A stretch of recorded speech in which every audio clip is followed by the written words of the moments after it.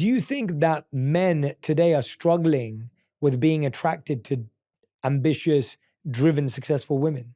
Yes, but so, okay, I guess the reason why I'm hesitating in the way I answer that is when you say men today, because I would argue it's probably always been like that. I just think that there's more ambitious women now. And so there is this disconnect there. And I think that the disconnect, though, isn't simply based off of men not wanting an ambitious woman. I think we got to go a lot deeper than that. Let's do it. And the unfortunate reality is that, and I want women to understand, again, I recognize that there are some women who genuinely are wired that way, all right? It feeds them. The same way it feeds us, it feeds them to be achieving, to be doing stuff. And I'm a firm believer, I want women to walk in their truth, whatever it is. I will say, though, there's at least a large segment of those women who are ambitious out of necessity or even fear. They've been told never rely on a man. They've been told you have to take care of yourself, right? And so with that, they chase this career, but it's actually at conflict with who they really are, because deep inside, they actually are the woman that values the family time more, being at the home, and there's nothing wrong with that. But they have a segment of society telling them, oh, you can't do that's wrong. You need to be out there, strong woman, do your own thing. And so those women will have a conflict in dating because they're already at conflict with themselves, okay? And that has to be corrected. So I always encourage women, like, listen, be real with yourself. There's a lot of women who they do the work that they do, not because they love the work or having to work, but they love the lifestyle it affords them, okay?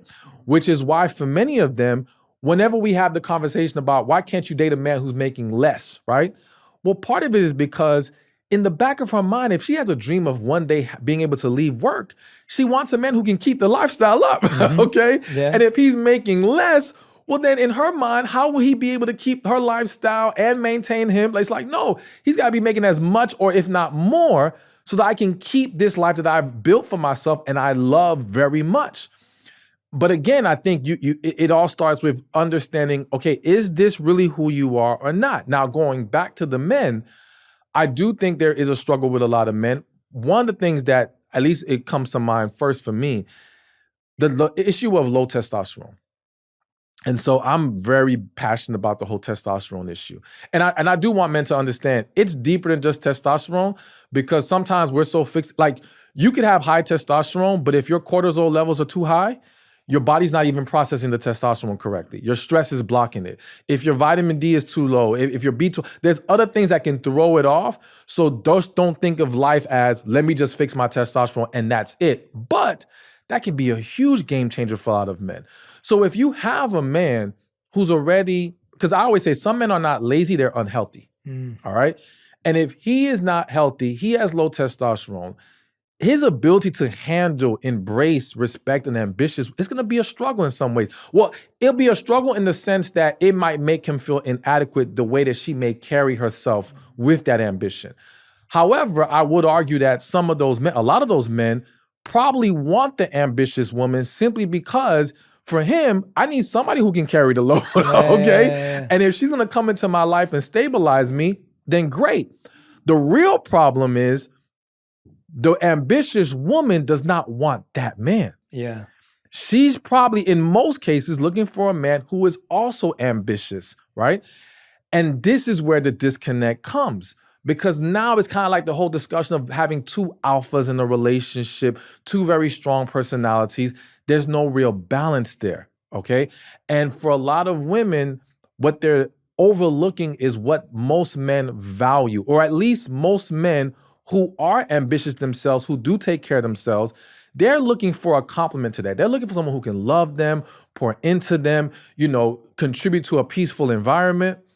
He doesn't care about your money and your ambition as much, right? But the guy who doesn't have for himself, well, he's gonna put more value on those things.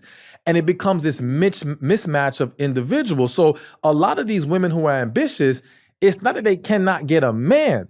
They're struggling to get the type of men they desire, all right? Yeah. And again, as I said earlier about how we focus on the desirables, not the non-desirables, when she says, I can't meet anyone, she's not literally saying I can't meet any man. She's just saying I'm not meeting anyone I actually like and want to pay attention to. So in her mind, I'm not meeting anyone. Yeah. You see? Yeah. And so there is a problem with a lot of men. And I do think, again, I would pose the question to a lot of women, are you going to be happy in the long run in that kind of a dynamic? Yes. You That's know, the question. is that really going to serve you, or is that a right now in the moment thing?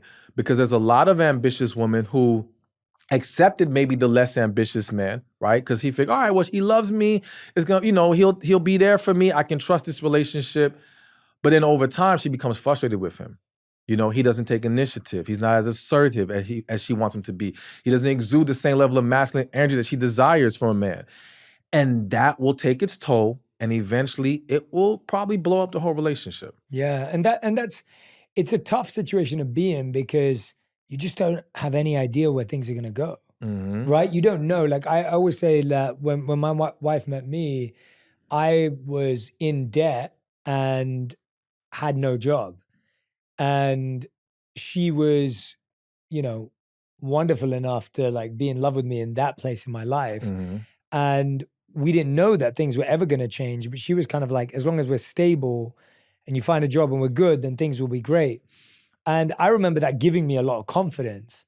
Like, even though I was in such a place of I remember I was getting rejected from companies. I wasn't getting any jobs because I just left the monastery. It was really tough getting back into work. But her being there kind of gave me confidence in myself and kind of made me go, oh, wow, well, if a woman like that can, believe enough to be with a man like me, then I've got to work for it now.